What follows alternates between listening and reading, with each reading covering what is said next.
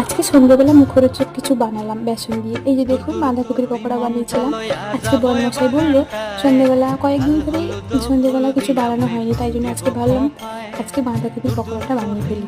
বাঁধাকপিটা অনেকদিন ধরে পড়েছিল, ওই জন্য ওটাকে ভালোভাবে কেটে ধুয়ে এই যে নুন মাখিয়ে দিয়েছিলাম, তার মধ্যে দিয়েছি জিরে গুঁড়ো, ধনে গুঁড়ো, আর দিয়েছি হলুদ গুঁড়ো আর লঙ্কা গুঁড়ো দিয়ে ভালোভাবে মাখিয়ে এই যে দেখুন এটা হলো মটর বেসন ছিল।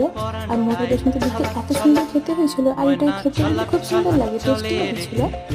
আর আমার ছেলে ওটা খেয়ে তারপরে পড়তে গেছিলো। আর এখন সন্ধ্যেবেলা আমার পর কাজ করছে, তাই জন্য আমিও ভাবলাম আজকে একটু বানিয়ে ফেলি।